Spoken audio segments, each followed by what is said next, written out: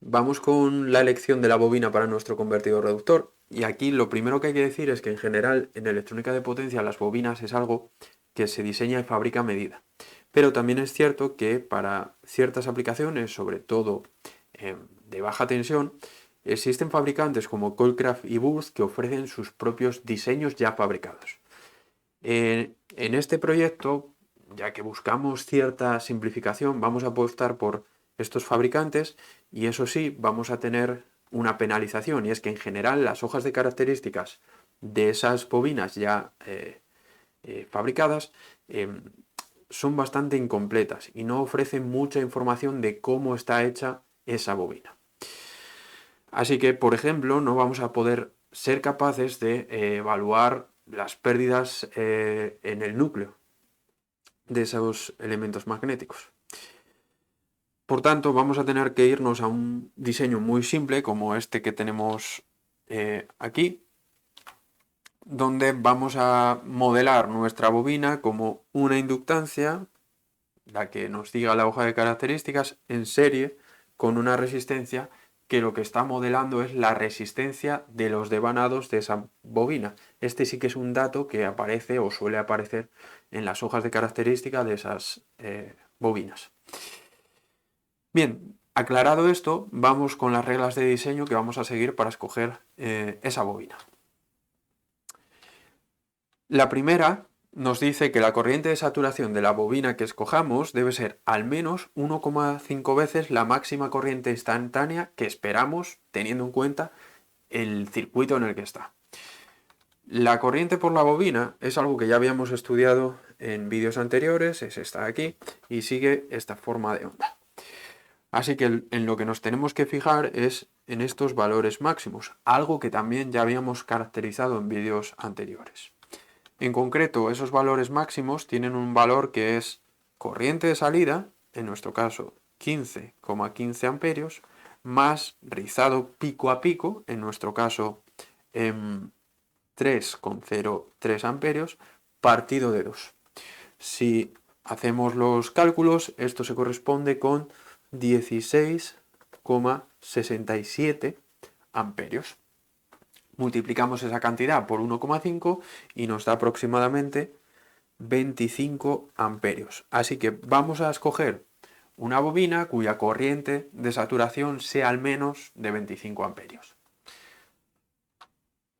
Segunda regla también tiene que ver con la corriente de la bobina y básicamente nos dice que la máxima corriente RMS que soporta o es capaz de soportar la bobina debe ser al menos 1,2 veces el valor esperado. Aquí he sido un poco más laxo en cuanto a la condición que imponemos. ¿Cuál es el valor RMS de esta forma de onda? Vamos a hacer una simplificación en el cálculo, esto tampoco es muy importante. Vamos a asumir, como de hecho se está cumpliendo, que este rizado de corriente pico a pico es despreciable frente al valor medio. Eso se traduce en que el valor RMS es aproximadamente la corriente media, la corriente de salida. Esa corriente es 15,15 amperios, lo cual multiplicado por 1,2 es 18,2 aproximadamente. Es decir, vamos a buscar una bobina que sea capaz de conducir una corriente RMS de al menos 18,2 amperios. Bueno, pues con estas reglas vamos a los buscadores que podemos encontrar en internet de componentes para nuestro convertidor o directamente, en este caso es casi más recomendable ir directamente a la página del fabricante, ya sea Coilcraft, Burst o el que sea, y buscar una bobina con esas características más o menos. En mi caso he encontrado una que es esta de aquí, esa es su referencia, es de Coilcraft.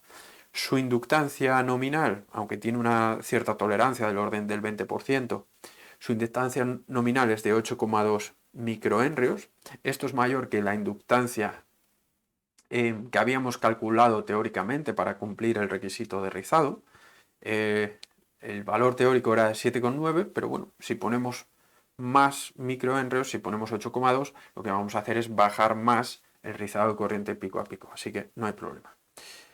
En cuanto a la resistencia del devanado de la bobina, la hoja de características nos indica que es 5,2 miliohmios, tiene una frecuencia de autorresonancia de 12 MHz, esto quiere decir que a partir de esos 12 MHz, el impacto que tienen las capacidades parásitas de esa bobina ya empieza a ser algo muy apreciable.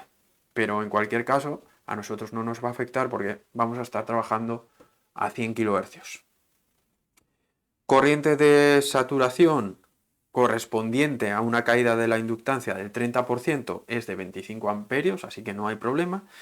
Y la máxima corriente RMS correspondiente a un incremento de temperatura de 40 grados centígrados es de 28,7 amperios. Tampoco hay problema. Y luego en la hoja de características, jugando con las dimensiones de la bobina, se puede comprobar que este es el tamaño de la misma. Como último comentario, ¿cómo implementamos esto en nuestro esquema de simulación en LTSpice? Pues es el caso más sencillo porque simplemente ponemos una bobina ideal de 8,2 microhenrios y luego le añadimos en serie una pequeña resistencia que modela esa resistencia de los devanados. Bien, pues hasta aquí con la bobina. Es mucho más simple que el MOSFET y que el diodo en cuanto al modelo que estamos utilizando y muy fácil de utilizar en LTSpice. Así que en el próximo vídeo ya solo nos queda modelar el condensador de salida y ese será nuestro objetivo. Venga, un saludo.